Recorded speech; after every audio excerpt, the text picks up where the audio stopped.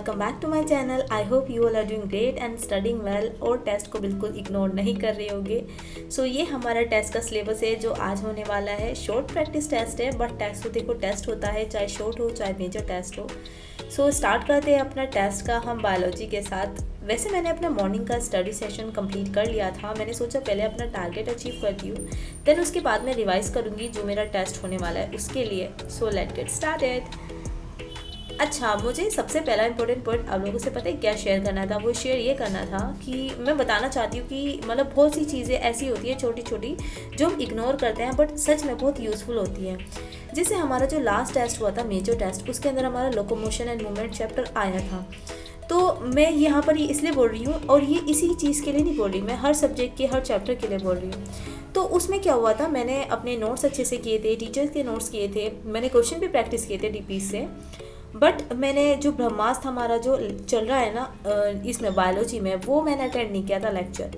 सो दोबारा से ये टेस्ट में हमारा चैप्टर आ गया और मुझे मौका मिला कि उस चीज़ को पेंडिंग में ना करके कवर अप करने का। तो मैं यहाँ पर आपको बोलना क्या चाहती हूँ, बेसिकली मैं ये बोलना चाहती हूँ कि अगर आपका कोई टेस्ट है उसके अंदर आप जो चैप्टर कर रहे हैं ना, अगर आपसे पूरा नहीं हो पा रहा तो इट्स ओके।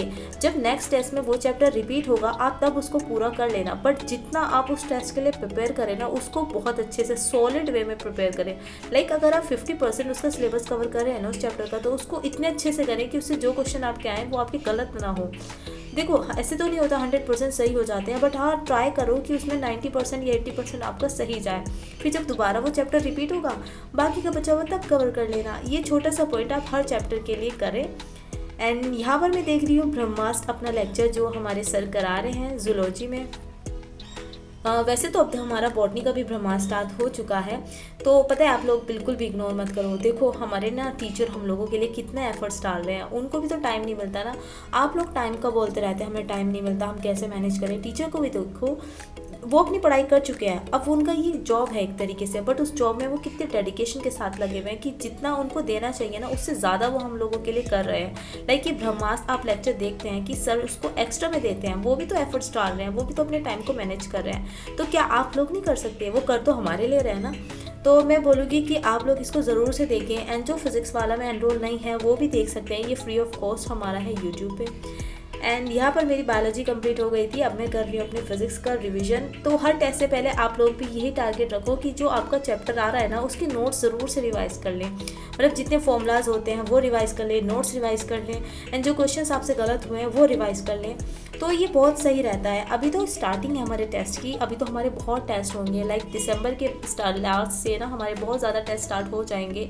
एंड आप और भी कोचिंग्स में एनरोल कर सकते हो ऑनलाइन, जहाँ पर आपको टेस्ट अगर ज़्यादा देने हैं तो अभी आपके पास टाइम है खुद को इम्प्रूव करने का। तो इस तरीके से आप अच्छे से करते रहो। एंड यहाँ पर मैं कर रही हूँ फिजिक्स का अपना सेंटर ऑफ मास वाला चैप्टर के नोट्स का रिवीजन, क्योंकि यही टेस्ट में आ रहा है हमारा सिलेबस में। वैसे तो टिल सेंटर ऑफ मास का मतलब ये है कि पीछे के भी क्वेश्चन रिपीट हो सकते हैं, बट वो ऑलरेडी मैं कर चुकी हूँ तो उसकी मैं रिवाइज नहीं कर रही हूँ। फिलहाल मैं यही चैप्टर कर रही हूँ। एंड उसके साथ मैं कर रही हूँ ये डीपीज़। और डीपीज़ का ना पीडीएफ निकालने का मुझे सबसे अच्छा बेनिफिट ये लग रहा है कि जो मतलब डीपीज़ होती है ना, मैं हैंड टू हैंड उसका साइड में सॉल्यूशन कर लेती हूँ। एंड जो मेरा गलत होता है ना वो मैं दोबारा रिवाइज वहाँ से इजीली कर लेती हूँ। एंड जो मैंने अच्छे से कर लिया ना, बस उसका मैं सॉल्यूशन देखा और मेरा क्वेश्चन रिवाइज हो गया। ये बेस्ट पार्ट है जो मुझे पीडीएफ निकालने का लगा। एंड मुझे ना आप लोगों से एक बहुत इम्पोर्टेंट बात बोलनी है। एंड वो कौन सी बात है, जो आजकल मार्केट में बहुत ज़्यादा गर्म चल रही है। एंड मुझे लगता है कि इससे ना टाइम वेस्ट हो सकता है। तो मैं एज अ यो दीदी, आप मतलब मुझे जो भी मानते हैं अपना मेंटोर दीदी, वैसे जो कुछ माने उसी के उससे मैं आप लोगों से ये बोलना चाहती हूँ या एडवाइस देना चाहती हूँ, क्योंकि उससे टाइम सच में वेस्ट होता है कि आप उस पॉइंट को इग्नोर करें। एंड वो पॉइंट कौन सा है, वो है कि हमारी एग्ज़ाम की डेट। ये चीज़ बहुत ज़्यादा इस वक्त मार्केट में है। आप देख सकते हैं यूट्यूब पे इतनी वीडियोस आपको दिख जाएंगी इसके रिगार्डिंग कि हमारी नीट की एक्सपेक्टेड डेट ये है वो है।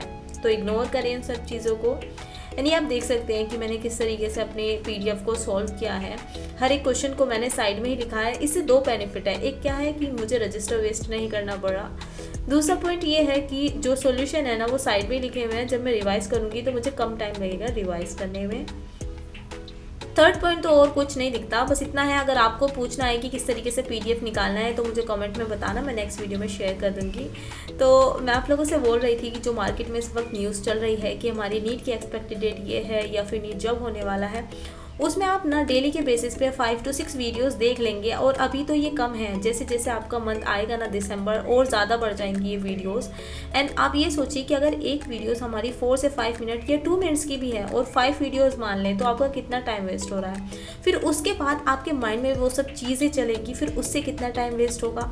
तो ओवरऑल ये होगा कि दिन का आपका मेजर टाइम ना इसी चीज़ को सोचने में चला जाएगा, एंड यहीं से कंपटीशन डिक्रीज हो जाता है। एंड दूसरा पॉइंट, जो काफ़ी स्टूडेंट डिजर्विंग भी होते हैं ना, वो भी इस रेस से आउट हो जाते हैं। तो मैं आप लोगों को यही एडवाइस करूँगी कि इस सब टॉपिक से दूर रहें, क्योंकि पता है क्या है, जब हमारी नीट की डेट आएगी, ऐसा तो नहीं चुपके से मेरे कान में बोल देंगे ओह नीट का ये एग्ज़ाम इस दिन होने वाला है। ऐसा नहीं होता यार।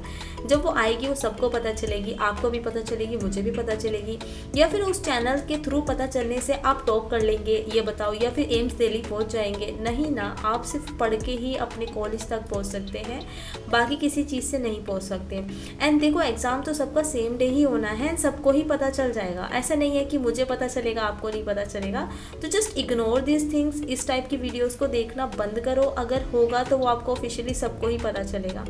एंड यहाँ पर मैं अपने लेक्चर देख रही हूँ जो हमारी क्लास में चल रहा है, एंड फिजिकल ऑलमोस्ट डन होने वाली है। तो यहाँ पर एक और एडवाइस आपको मैं देना चाहूँगी कि फिजिकल को रिवीजन में डालना स्टार्ट कर दो, क्योंकि दूसरा जब स्टार्ट होगा पॉइंट तो आप इसको भूल जाएंगे। एंड यहाँ पर मैं एंजॉय कर रही हूँ ये मस्त मस्त सा ट्रीट। बेसिकली मुझे ट्रीट बहुत मिलती है, एंड ट्रीट इसलिए बहुत मिलती है क्योंकि मेरी छोटी बहन है एंड वो मुझे ट्रीट देती है। वैसे तो नॉर्मली जो बड़ी बहन है वो देती है, बट मैं क्या करूँ, मेरी छोटी बहन ही देती है। और सुनो, एक बात तो बताओ ज़रा, क्या जो चैलेंज हमने स्टार्ट किया है उसको आप पार्टिसिपेट कर रहे हो या नहीं। वैसे मैं यहाँ पर उस चैलेंज के क्वेश्चन अपने कंप्लीट कर रही हूँ, एंड चैलेंज यही है कि हमें 50 क्वेश्चन ई सब्जेक्ट के हमें डेली बेसिस पे करने हैं। एंड मैं यहाँ पर कर रही हूँ फिजिक्स के अपने क्वेश्चन सॉल्व, क्योंकि केमिस्ट्री के मैं ऑलरेडी मॉर्निंग में कर चुकी हूँ। तो ये जो चैलेंज है ना, मुझे लगता है इससे प्रोडक्टिविटी इंक्रीज़ होगी। तो आप भी पार्टिसिपेट करो इसके अंदर, और कमेंट में बताना कि आप पार्टिसिपेट कर रहे हो या नहीं कर रहे हो। और वैसे तो काफ़ी ऐसे स्टूडेंट हैं जो हमारी फैमिली में हैं जो डेली बेसिस पे पार्टिसिपेट करते हैं, मुझे कमेंट भी करते हैं एंड कम्युनिटी पोस्ट पे नीचे। तो उससे फील भी होता है कि हाँ, हम लोग एक साथ पढ़ रहे हैं। लेकिन जो नहीं कर रहे वो भी ज़रूर से पार्टिसिपेट करें, क्योंकि इसमें तेरा ही फ़ायदा है यार, मेरा कुछ फ़ायदा नहीं है। मतलब एक सॉन्ग है ना, इसमें तेरा घाटा मेरा कुछ नहीं जाता। सिंपल ये है, अगर आप नहीं करोगे तो वो होगा आप लोगों के साथ। तो यहाँ पर मैं कर रही हूँ अब अपने टेस्ट के देने के लिए प्रिपरेशन। मतलब मैंने अपनी OMR रख ली है। वैसे तो शॉर्ट प्रैक्टिस टेस्ट है, बट टेस्ट को टेस्ट की तरह ही देना चाहिए, सीरियस होके, चाहे वो शॉर्ट हो चाहे आपका मेजर हो। एंड लास्ट उसमें ना आप लोगों को मैंने अपना स्कोर दिखाया था। वैसे तो मैं उससे काफ़ी सेटिस्फाइड थी, बट आज की टेस्ट के बाद मैं बिल्कुल भी सेटिस्फाइड नहीं थी। एंड रीज़न ये था कि मेरे जो नेगेटिव जो गए ना क्वेश्चन, वो पता नहीं क्यों गए। मतलब मुझे वो आते थे और नहीं भी आते थे। बेसिकली मेरे जो नेगेटिव मार्क्स गए ना, वो मेरे बायोलॉजी में गए हैं 4 क्वेश्चन गलत। एंड उसका पता है रीज़न क्या है, मैं आप लोगों को बोलती हूँ कि ये चीज़ पे फोकस करो, वो करो। बट मैंने खुद ने क्या किया कि बायोलॉजी में जो NCERT से अलग जो चीज़ कराई थी ना सर ने, उस पर इतने अच्छे से फोकस नहीं किया, एंड वहीं से मेरे 2 क्वेश्चन गलत हो गए। उससे मुझे एक चीज़ तो समझ में आई कि अगर पेपर में भी इसी तरीके से आ गया, जो चीज़ मैंने इग्नोर करी, तो उससे मेरा बहुत नुकसान हो जाएगा। इसलिए अब मैं जो भी सर कराएंगे ना, उसको बिल्कुल सीरियस होकर पढ़ूंगी, चाहे वो आउट ऑफ NCERT हो या NCERT हो, सब चीज़ करनी है। एंड यहाँ पर मैं कर रही हूँ अपने टेस्ट को सबमिट, क्योंकि बहुत जल्दी हो गया था मेरा टेस्ट, कम ही क्वेश्चन थे इसके अंदर। अब देखते हैं कि देखो हमारा कितना स्कोर आता है। एंड ये मैं आपके सामने ही चेक कर रही हूँ, कुछ भी फेक नहीं है, और मेरे मार्क्स इतने अच्छे भी नहीं आए कि मैं फेक करूँगी। 162 मेरे मार्क्स आए हैं, और मेरे मतलब 6 क्वेश्चन मेरे गलत हो गए हैं। मुझे बहुत गुस्सा आया इनकरेक्ट पे, क्योंकि मेरा केमिस्ट्री में मुझे एक्सपेक्टेड था कि उसमें फुल नहीं आएगा, बट उसमें फुल आ गया। एंड देखो मेरे तीनों सब्जेक्ट में मार्क्स मतलब क्वेश्चन गलत हो गए। एंड उसके बाद मैं थोड़ा डिप्रेस हो गई थी, तो मैंने सोचा कि दूसरा मैं टेस्ट देखती हूँ। वैसे मेरा सोने का टाइम था, बट मुझे नींद नहीं आ रही थी डिप्रेशन की वजह से, तो मैंने दूसरा टेस्ट दिया। हम देख सकते हैं क्या हालत हो रही है मेरी स्टडी टेबल की, या मूँगफली वगैरह सब पड़ी है। क्योंकि मैं डिप्रेस थी तो मैं वही खा रही थी, सोच रही थी क्यों गलत हुआ मेरा। एंड ये हो रहे हैं हमारे 12 बजने वाले हैं।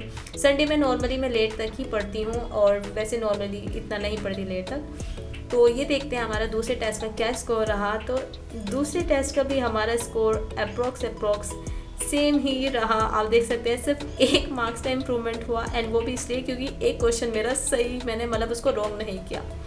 तो ज़्यादा खास इम्प्रूवमेंट नहीं था। फिर मैंने सोचा कोई नहीं, नेक्स्ट टेस्ट में देखते हैं। चलो मिलते हैं आपसे नेक्स्ट स्टडी व्लॉग में। Till then bye everyone.